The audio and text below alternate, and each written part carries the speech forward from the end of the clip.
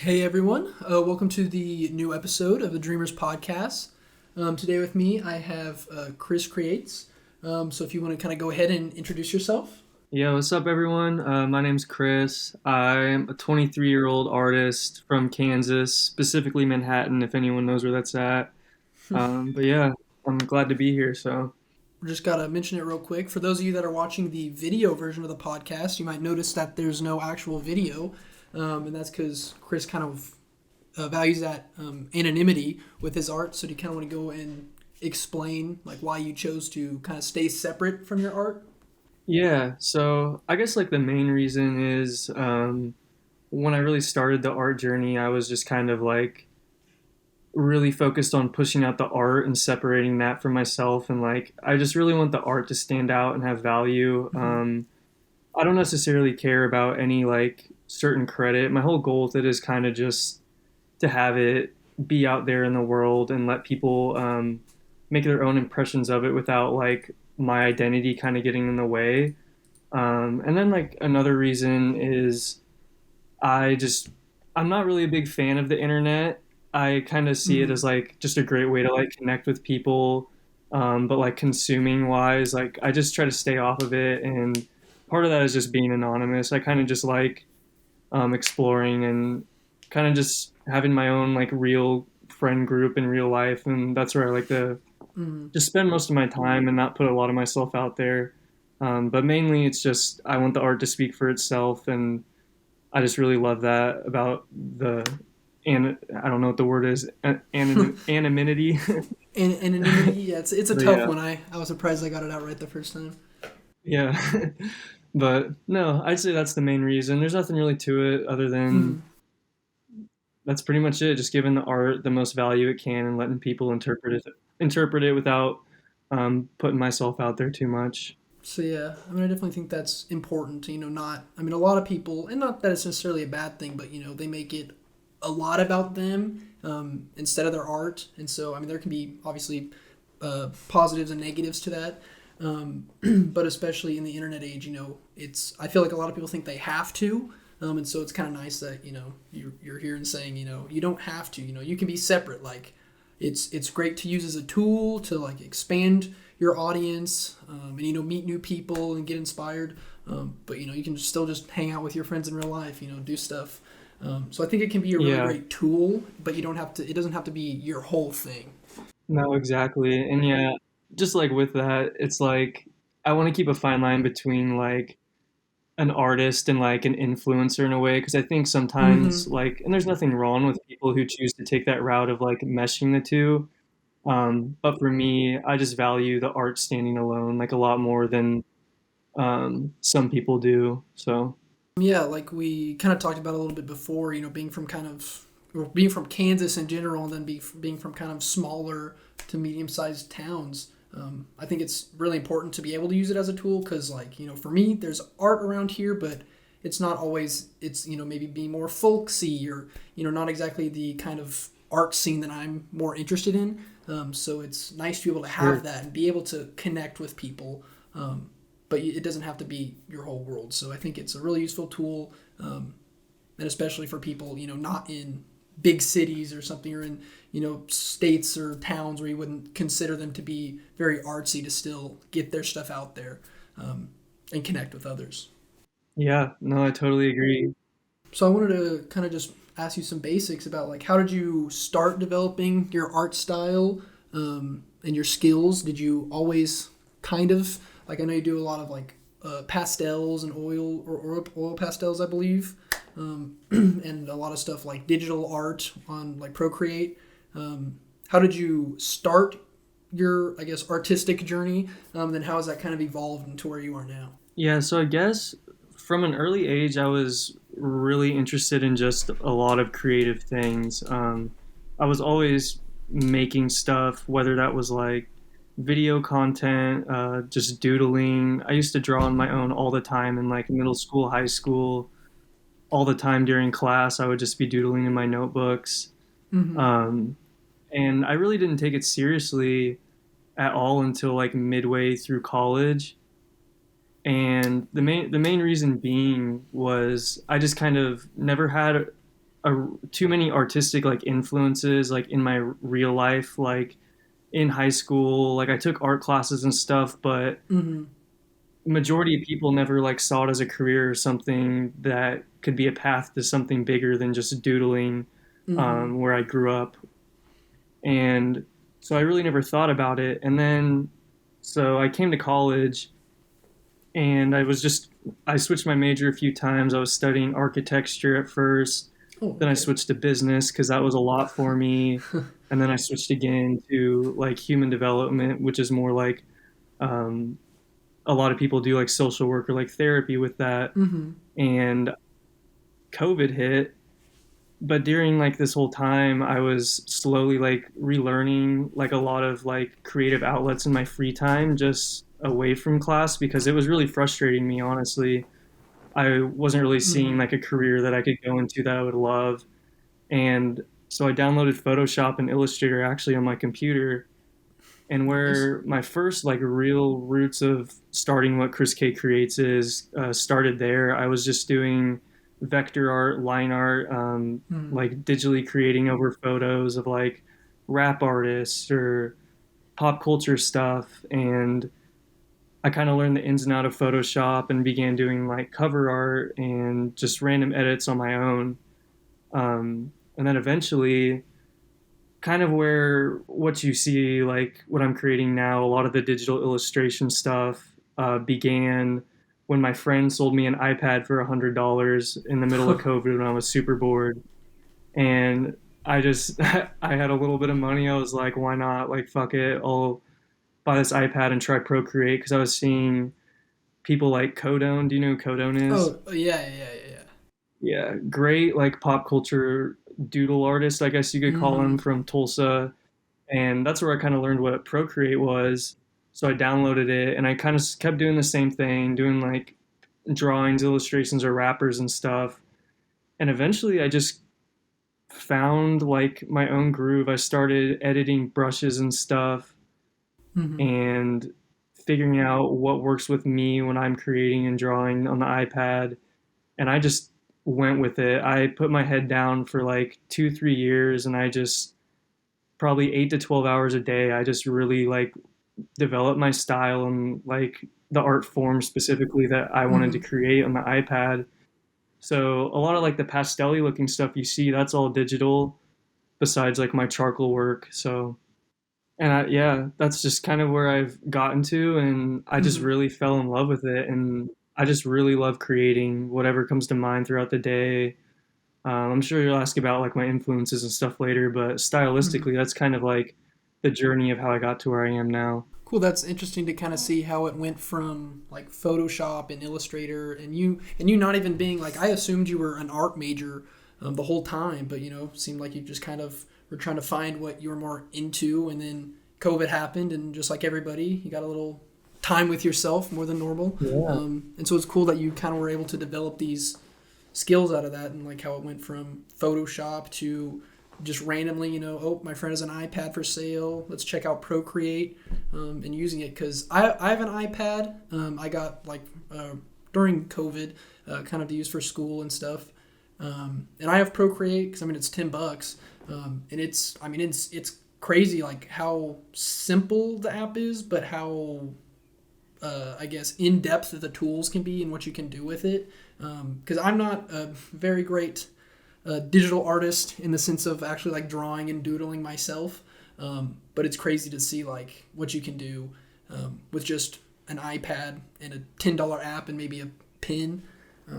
So it's kind of cool to see that you were able to kind of evolve over COVID, even since then, in only like a 2 year span into what you're doing now. Yeah, I was just gonna add to the Procreate thing. That was like like you said, buying it for $100 and then a $10 app. It's just amazing. Like you have unlimited canvas. You can have as many like different mediums like as you want. Like, and it's super affordable. So that's why I really like dove into it, because art is expensive if you're doing stuff physically. Mm-hmm. Um, and digital just offers a whole new opportunity, and that's why I just think it's a great thing for anyone to just learn and use as a creative outlet when you don't have a lot of money. So then, if you kind of started with digital, what made you make the jump to? I mean, I've seen you've done physical art. What kind of made you be like, okay, I got this digital stuff kind of figured out. Now I'm gonna try physical. And like, how was that? I guess transformation process from digital to physical. So sometimes digitally, like sitting down and drawing on the iPad all day, it can get like boring and feel a little like repetitive Mm-hmm. when I'm doing it so much. I love it, but sometimes I just need a break from that. And one thing I just found, I do enjoy, I always have just like acrylic painting. So I do that in my spare time as well. It's kind of, I use that and charcoal drawings as just a break from like the usual of what I get into. Whenever I'm in like a creative slump or I just need to really relax and get into that flow state a little more for myself, I'll Mm-hmm. switch to that for like a day to a week. And really just that's really just a recharge for me to go back to the iPad because it is important to take a break and try things differently, I think, because it'll open your mind to different creative possibilities that you might not discover if you're just doing the same thing every day.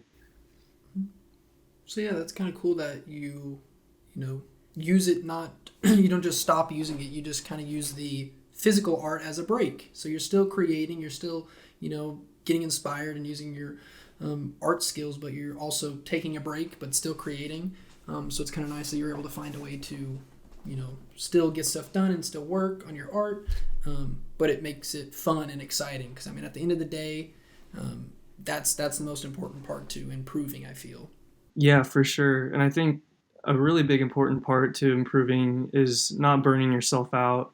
Mm-hmm. I think a lot of artists sometimes just try to push ideas out of their, especially with social media nowadays, like there's a constant like need for more content, and sometimes that can bring a lot of pressure on artists, I think, trying to get their work out there, and the quality of the work goes down if you're just trying to get something out there every day. So Yeah. keeping your mind fresh and just doing stuff for yourself and recharging is super important in my mind. So I gotta ask, as a fellow Kansan, how has Kansas influenced your art? I mean, I know you do a lot of like nature stuff, landscapes, um, but can you go more in depth about how maybe it influenced or hasn't really influenced your art?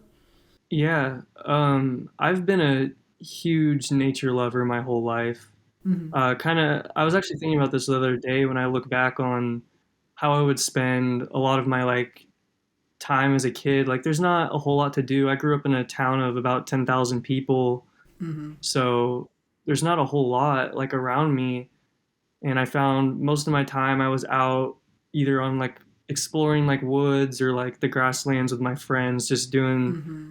random stuff on trails at lakes, stuff like that. And I was surrounded by just like rolling hills of grass all the time. And I've slowly like seen the connection of my environment to my art more and more, of just seeing the places that I'm most at peace being captured back in the art. You'll notice I Mm-hmm.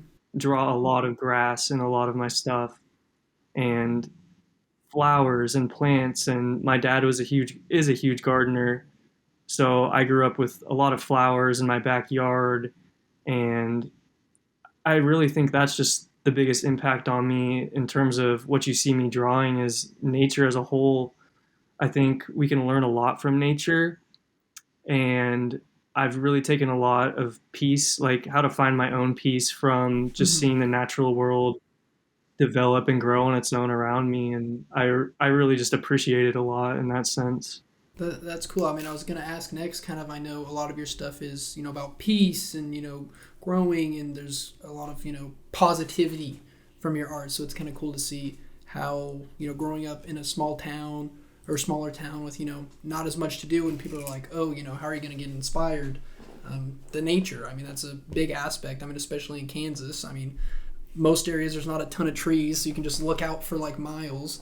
And so most people think like, oh, this is boring, but it's cool that you kind of try to capture the serenity of it, the beautiful, how beautiful and serene it is, and how it can be calming and energizing. So it's nice that you're able to kind of capture the peaceful message, and really show off that positivity and relaxation feel with your art.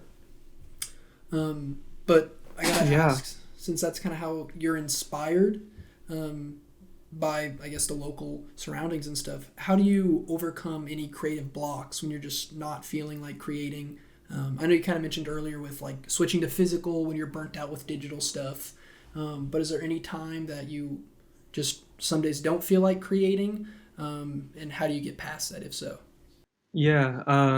I go through many creative blocks, honestly. Mm-hmm. Um, I think one of the biggest things that's helped me is just stepping away from it. I think if you sometimes I'll sit down at my desk, I won't have an idea, and I'll try to figure out something for like an hour or two, and nothing's coming to mind. So I'll just step away. I'll go for a walk. I'll clean the house. I'll do something else just to Mm-hmm. get my mind completely off obsessing over like what I'm gonna do next. And that sometimes can range from a day to like 3, 4 days, even longer than a week sometimes. Mm-hmm. Um, and I think it just a lot of it just requires like forcing yourself to take a break. And I'm someone who just loves to work. I love being busy, so it's hard for me Mm-hmm. sometimes.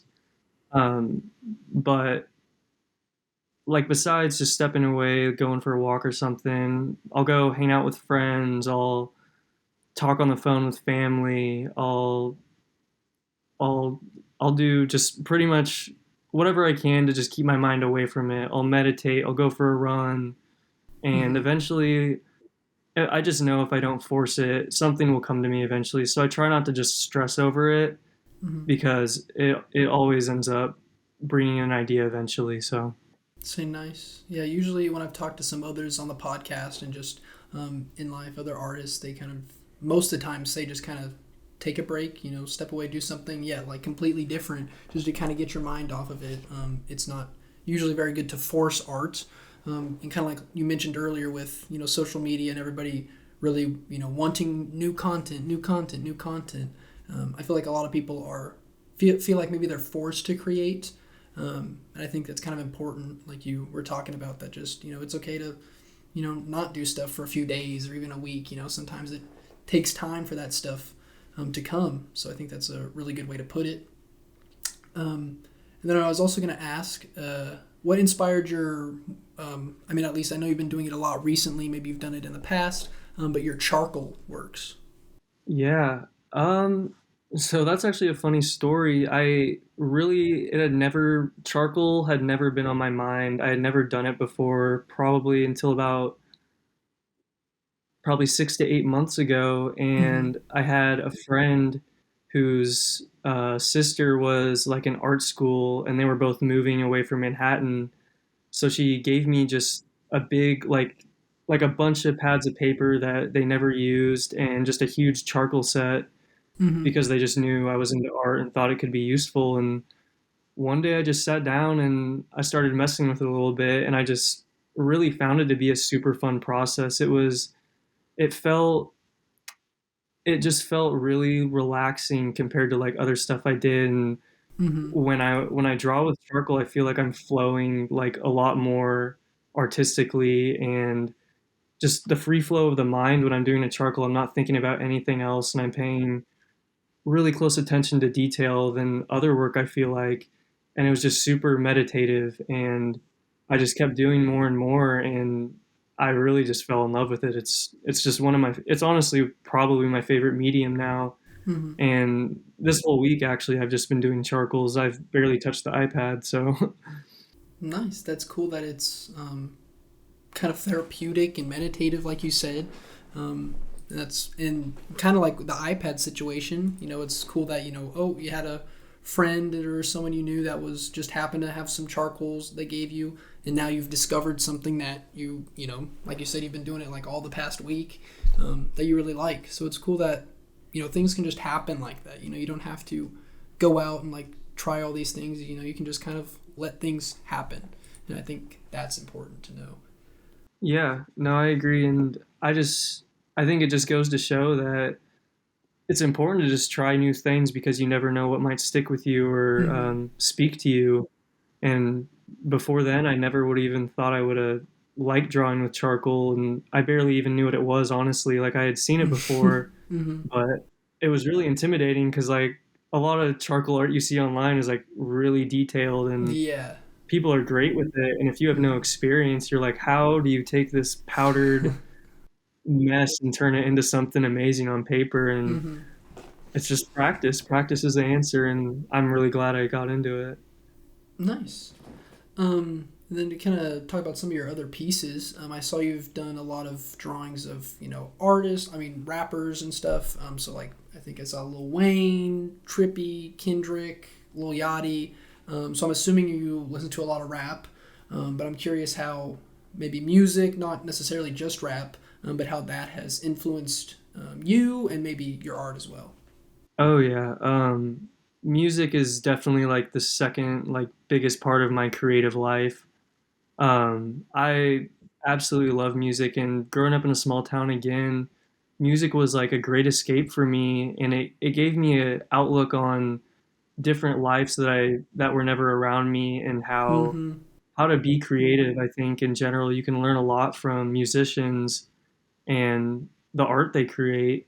And hip hop really stuck with me from a young age. I think I discovered like a Lil Wayne album when I was probably in like sixth grade or something, just scrolling through YouTube, and then like Young Money stuff, and I really just it was just so different than anything around me. I just was really drawn to it because of the uniqueness of it compared to my environment. And then from there, I kept exploring it, and I got to give a shout out to Cole Bennett because with Lyrical Lemonade, Mm-hmm. that's really what sparked my creativity during my like early years here in college was seeing the crazy like trippy red music videos. I can't even think of right now off the top of my head, but just seeing his Mm-hmm. creative process of video editing really showed me that hey, like he's from a smaller town near Chicago too. I was like, you can do like super creative stuff that you might have never thought you would be able to do if you Mm-hmm. just put your head down and you put in the work.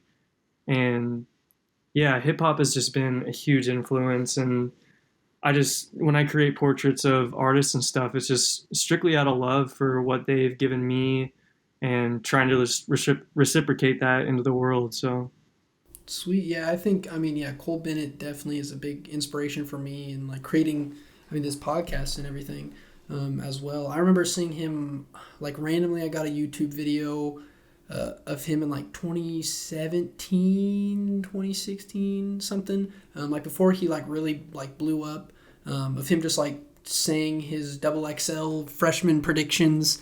And so I've kind of known about him for a long time. And then it was interesting yeah. to see kind of his rise and how, I mean, everything that he's been able to do. And I mean, like you said, I mean, his videos are insane. I mean, like everybody wants a Lyrical Lemonade video because if you're a big artist, it's going to do numbers. But even if you're a smaller upcoming artist, it'll most likely do numbers and be insane.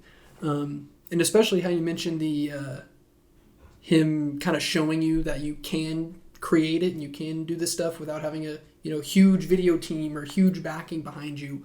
I know recently he's been on like a big kick of like all of his videos are just being shot on an iPhone, and I think that's like so cool that he's showing people that like hey, this is all we use is an iPhone and then like editing, and we were able to make like a studio like professional quality video. So I think it's really cool that he's kind of showing people that like you can do this. Like yes, I've kind of made it in a sense and have all this stuff, but all you need is a phone, like or a camera, and maybe some editing, and you can make stuff just as good as me.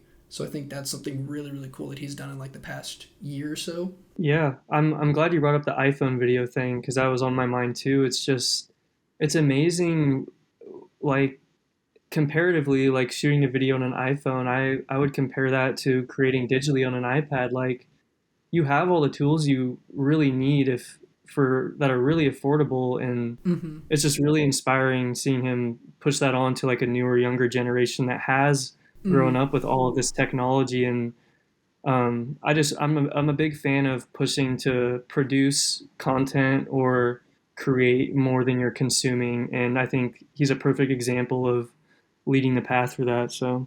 Speaking about like rap music videos, how did you end up working and designing some of the stuff for Gunna's Too Easy music video? Oh yeah, I've totally that kind of like skips my mind sometimes. I just kind of forget about it because Uh-huh. it was about. So I guess I'll start from the beginning. I got to give it a shout out to By Drozen. That's his Instagram handle. Mm-hmm. Um, he's a really cool guy, creator, graphic designer, and we kind of connected early on when both of us were kind of starting out. I'm not sure how much he had done before, but I'm pretty sure he moved out to LA and had been getting ins, creating designs for movie posters, TV posters. He does a lot of visual work for and graphics for music videos, and it was like a Friday night, and I was about to go out with some friends actually, and he texted me. He was like, "Hey, are you free? I got a project." And I was like, yeah, maybe. I was about to go do something, and then the next text was like, "It's for Gunna," and I like lost my mind honestly because Mm-hmm. that was one of the first like huge, truly like big artists I think I've ever done like a project or like a small part of a project for. So instantly I just like canceled everything I had to do, and we spent about 3 days, little sleep, just kind of working through things. And what I ended up doing for the Too Easy video was designing the graphic that's on the football helmet in that scene. Mm-hmm. It's like a snake. It's like the snake, the slime logo, because Future, Gunna, and all them were on it, and Roddy Ricch I think's the other feature on there.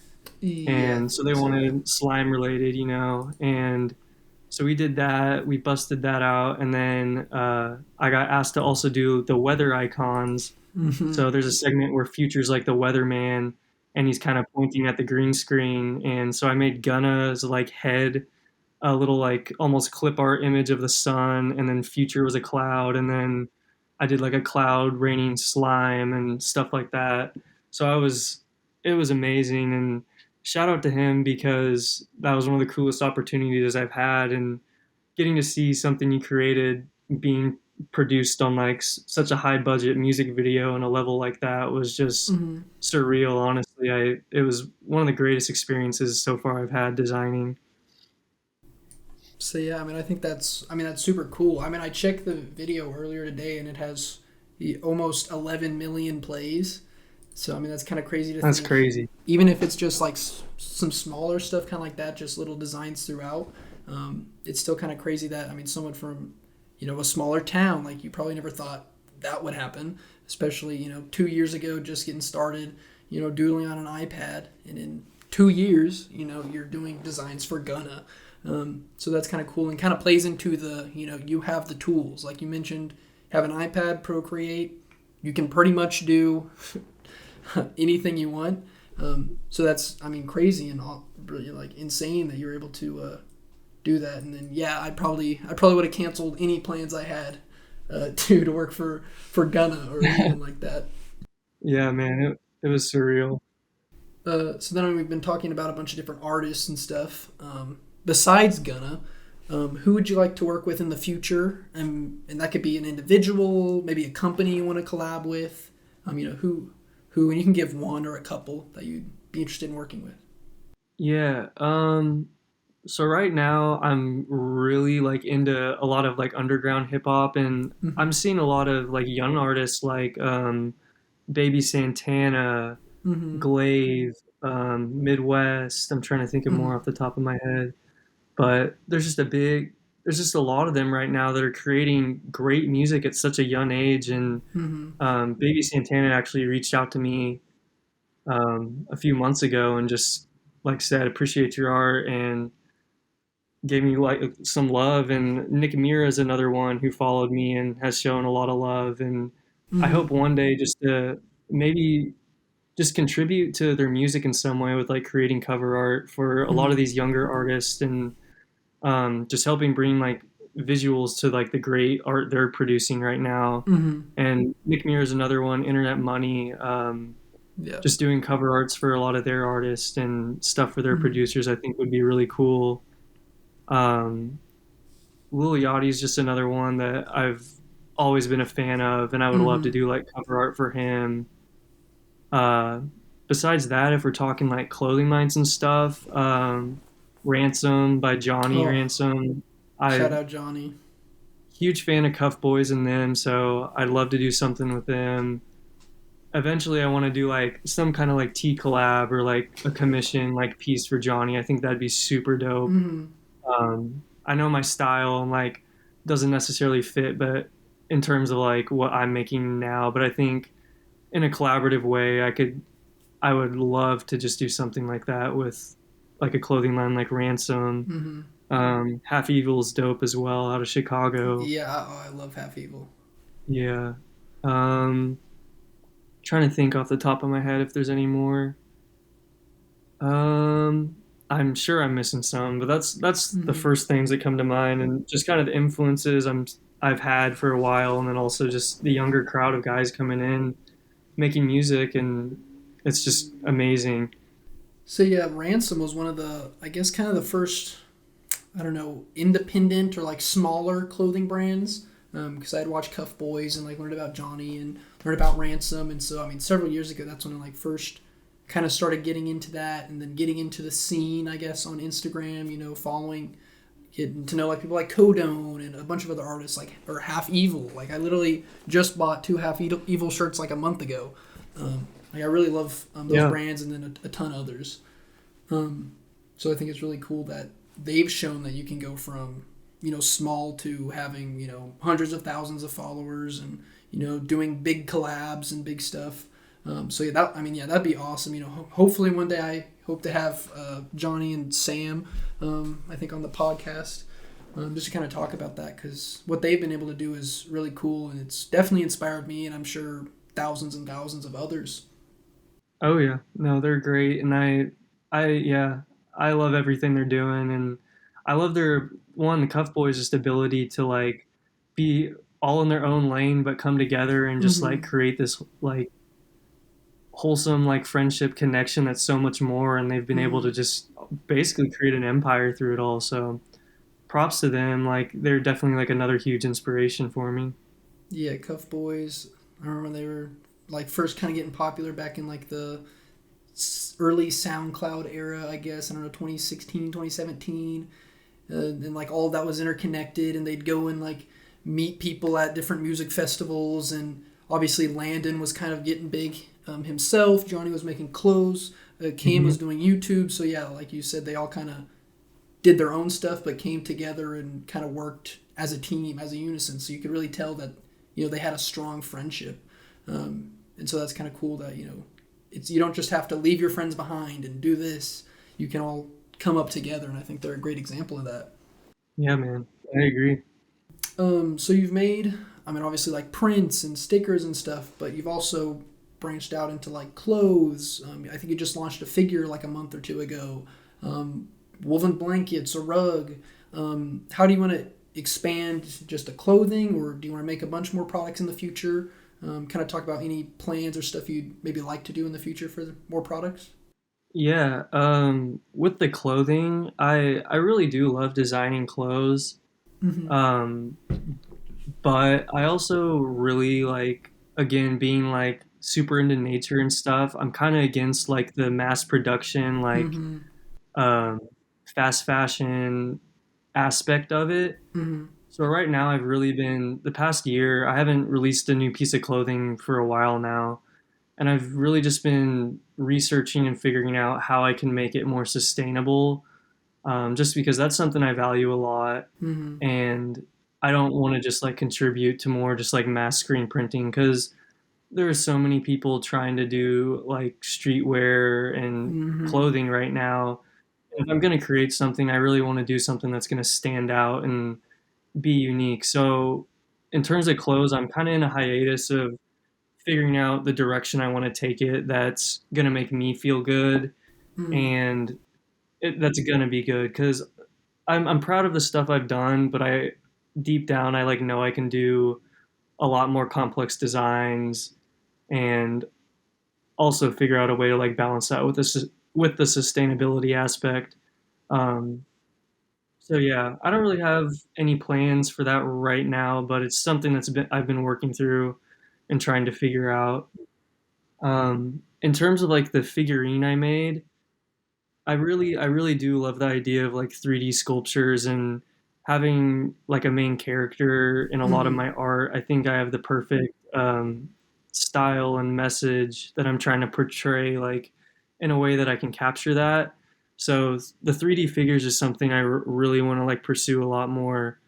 And this first one was kind of just like a prototype to see what was possible and to see kind of how just the system works of getting that like created and Hmm. um, done. So I'm proud of what I did, and I'm looking forward to doing a lot more of that. I'm not sure exactly what that means, um, but I'm picturing right now just expanding more into that 3D sculpting and creating almost like lines of not necessarily toys, but like collectibles that can kind of just sit where someone can look at it all day and use it as a reminder of something positive. And so with that first one, I did my character holding like the heart and the peace sign in his hands, and I just think it's really nice for me. At least I have it on my desk, and I can look at it when I'm maybe not feeling too good or need some inspiration, and Hmm. kind of remind myself that everything's going to be good.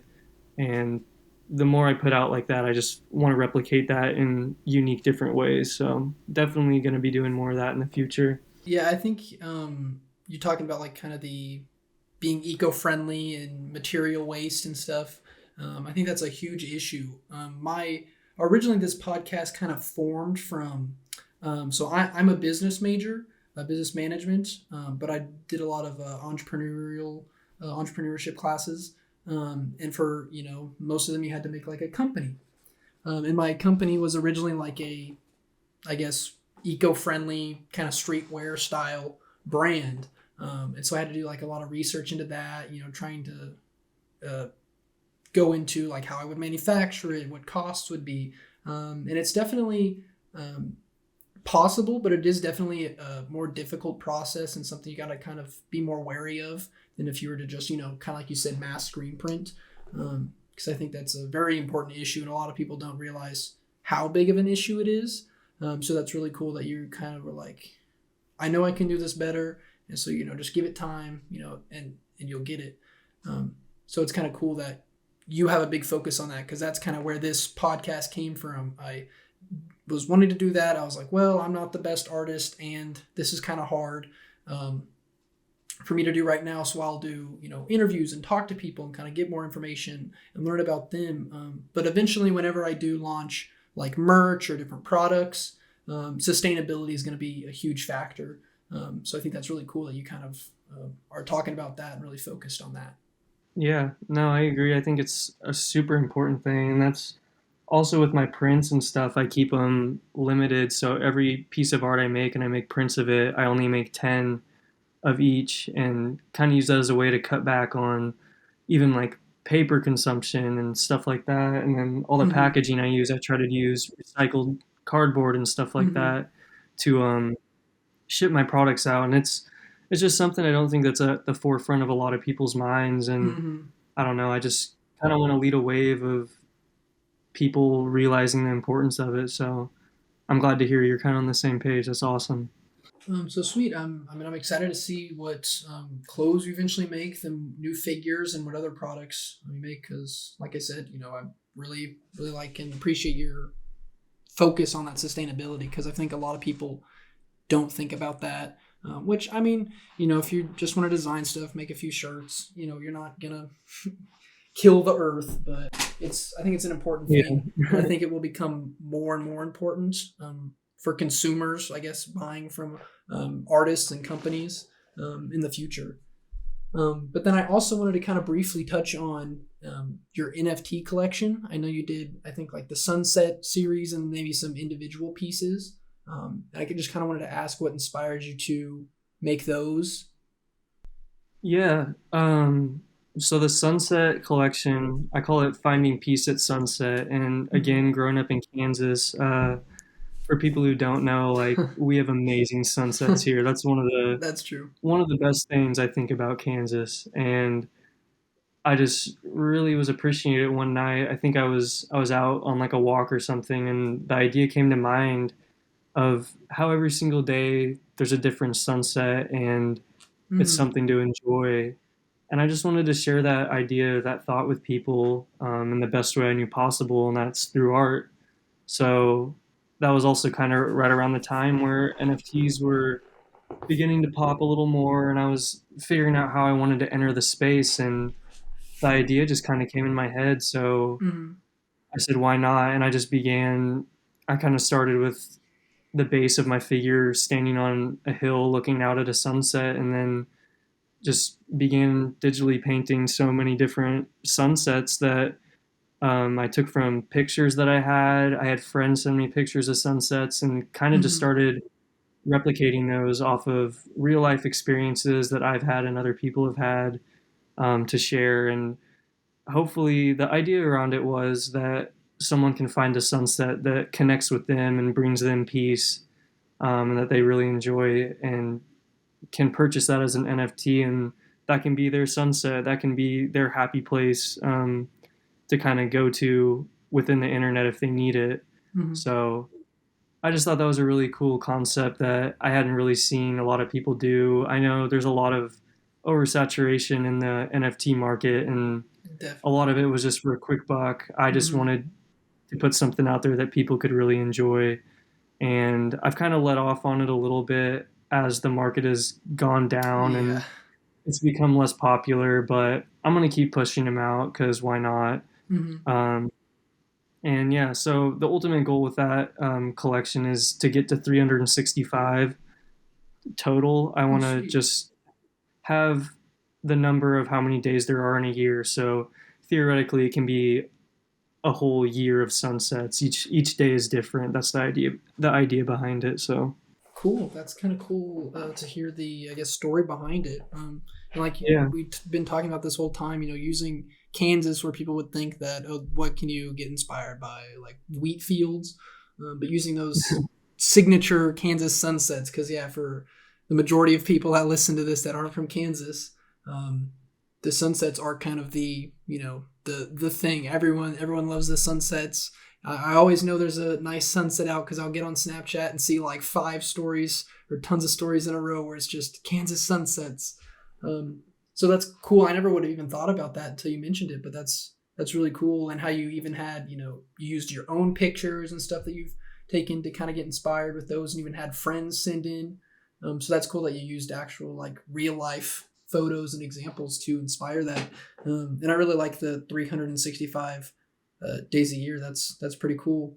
yeah, man, I appreciate it. This it was just slowly just all those ideas didn't come at once, and they just slowly Mm-hmm. kind of evolved together into like this perfect little project. And I was really surprised by the end of it. And I'm not done with it yet, but I'm super content with where it's at and Mm-hmm. what it like means. And I'm glad. I think this is the first time I've actually really gone into depth about it. So I'm glad we got to bring that up and talk about it on here.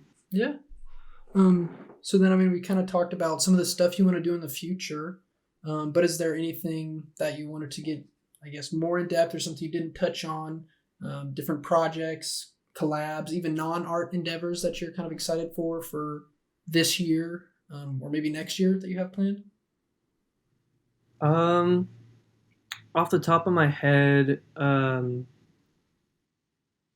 really I'm really just like excited to see every single day just what comes to mind next. I usually don't really like plan things out too much when I Mm-hmm. create. So it's kind of just whatever comes to mind that day or what I can build up um, in that moment from experience. So in that sense, I'm kind of just excited every single day to just see what I do, what something strange might happen that spark something strange that happens that might spark an idea. I just really get excited for each and every day to look forward to. Mm-hmm. In terms of collabs with other people, I have there's a really great artist. His name's Abe Ongst, and he's a abstract painter, Mm-hmm. designer, creator, and he's we've connected for about like 3 years now, and he's out of Pennsylvania and just does great pieces. And we actually did some sunsets together for that collection. Nice. And he's just someone that I feel like our styles blend really well, and I've been able to create a really good relationship with him. And we've talked about like future collaborations, so hopefully there's going to be more with him. There's also a great abstract oil pastel artist. He goes by Wag Made It on Instagram. He does a lot of pop culture stuff and then his own like abstract pastel pieces. And we've also talked about collabs, and the ideas are building. It's just everyone's busy, and Mm-hmm. eventually we're going to get there and create something amazing. So those are two like main guys that I've really connected with over the years, and hope to do a lot with. I really appreciate their artistic ability and their what they bring to the art world. So um, I guess another like thing, I'm looking to like move out of Kansas, and because I've just been here my whole life, Yeah. Oh, I get it. I get and it. yeah, it will have like a place in my heart, but I'm Mm-hmm. ready for new experience and growth in new ways. One to further my art career, and then also just to experience life in a different way than what I've been used to. So with that, I'm looking to move like at the start of fall. I haven't set that exactly what I'm going to do yet, but I think that's going to inspire a lot of change in my work probably, Mm-hmm. and I'm not really sure what direction that's going to lead depending on where I go, but I'm really excited just to see what happens. So Cool. I'm excited to see what you have coming next. Any collabs or anything, and how your art evolves. And yeah, I definitely get the wanting to leave Kansas. I mean, as we've been talking this whole time about how it's beautiful, how you can get inspired from it. But especially being here your whole life, like I'm going to grad school for the next 2 years, so I'll still be here for at least then.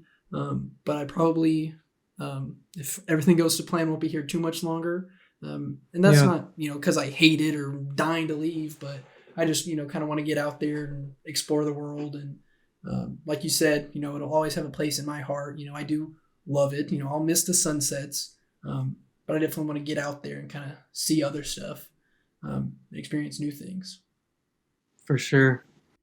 So I guess kind of to start wrapping it up, um, if you could go back to whether it be like 2 years ago or so, and you kind of started taking art more seriously, to when you were a kid, or even to a few months ago, what advice would you give yourself?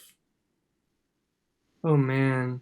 Um, if I'm thinking 2 years ago, I would say just work hard and be patient. I think there and don't compare yourself to others. I Mm-hmm. think like when I started off early on, my art honestly wasn't very good, and as I look back on it, but that's because we all need to like start somewhere and develop. And Mm-hmm. I think one thing I quickly learned was you can't get caught comparing yourself to others that are making amazing work, and just kind of really focus on developing your own style and staying true to um, what you love to do, and the work will be great if you do that. Um, yeah, I think that's just the biggest thing is just really really just working hard and doing it because you love it. If you do it for any other reason, then I just don't think it's going to work out. And that goes for any creative passion. If you're not enjoying it, then I feel like you shouldn't be doing it, because Mm-hmm. then your work's just not going to be very good and it's not going to be fulfilling for you if you're trying to do it for others or for different reasons than for making yourself happy. So I think that's just something I would always reinforce in my early stages, and what I've just learned as I've gone on.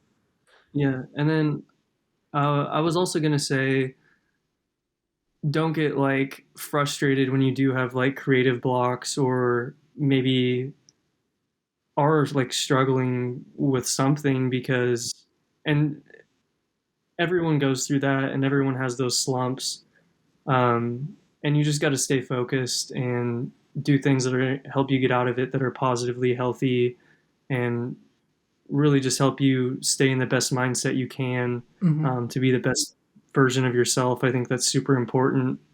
And realizing the things you need to fix and the people you might need to cut out of your life to really focus on what you're passionate about and Hmm. find those good circle of friends that support you. It's just creating a holistic lifestyle that's going to help you be the best you can. Sweet. Yeah. I mean, I think that's, I mean, a ton of great advice. I feel like a lot of people are too afraid to sometimes try new things, whether it be do art in general or try charcoals, try digital art, and try to, branch out and try new things. But one thing, especially like in business and going to, business classes, entrepreneurship, the biggest thing, like the greatest thing to learn from is failure. So I think that's very Yeah. important. And glad you touched on that. Like, at first you're probably gonna suck. You're not just gonna be, you know, most likely not just gonna be, Picasso as soon as you pick up a paintbrush. And this podcast's only a few months old. Like it just launched in like late January. So there's still a ton of stuff that, I don't necessarily love about some of the art or some of the things that I put out. But I'm learning, like if you go back to like look at some of the earlier clips, they're in a different format. And then I was like, oh, well, this format isn't really working. I don't really like it. So they've evolved. I've adapted. I like them a lot more now. Some of my friends have complimented me when I've changed them. And it's cool to kind of feel that progression. So like, don't be scared by the challenge of oh God, like when you mentioned the charcoals earlier, like, you've seen people online that do crazy detailed drawings. And you're like, how can I, use this powder and create that? But you shouldn't Yeah. compare yourself to others. Like you said, like you just gotta do your own thing, and eventually you'll get to, maybe not there, but you'll improve. Like you'll get better. So I think it's really important to not worry about it, and like you said, have fun. Do it because you love it, not because you feel like you have to do it, whether it be for others or for money. Do what you enjoy, and eventually you'll get there. Yeah. And I think Tyler, the creator, I watched an interview a while back, I think, with his Converse. He had like a podcast segment with Converse. Oh yeah, I watched that. And yeah, and he was kind of just talking about how if you want to do something, you have an idea, just try it. I think a lot of people are scared of that failure aspect, like you said. And if it does fail, you can't like hold yourself down because of that. You got to just move on and try something new.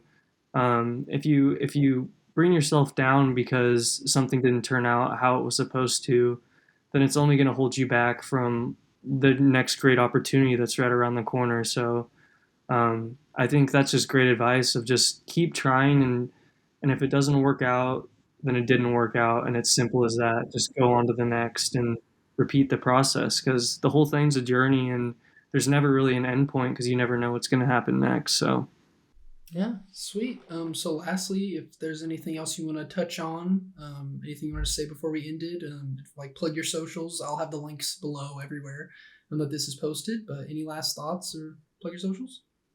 uh, not really. I mean, I'm just Chris K Creates on every single platform. I'm pretty sure. um, I think I am. I'll have to double check, but I'm on Instagram, Twitter, TikTok. Um, that's pretty much the main three I use. Um, Colton, thank you for having me. This is awesome, and it's great to see like a fellow Kansan doing Mm, something creative, and it's just it's rare to see someone from like a smaller town. Like we grew up pretty close to each other. We just yeah. found out, and both in pretty small towns, so Hmm. it's great to just see people doing creative things that when their environment didn't necessarily like bring them that initially, and being able to Hmm. find that and find a passion through it is great. So um, to you and to the people, just keep moving forward, keep doing what you love, and um, everything will work out if you just keep your head down or keep pushing forward, keep your head down and involved in what you love. So Awesome. Well, yeah, I like I've said, I really appreciate you coming on.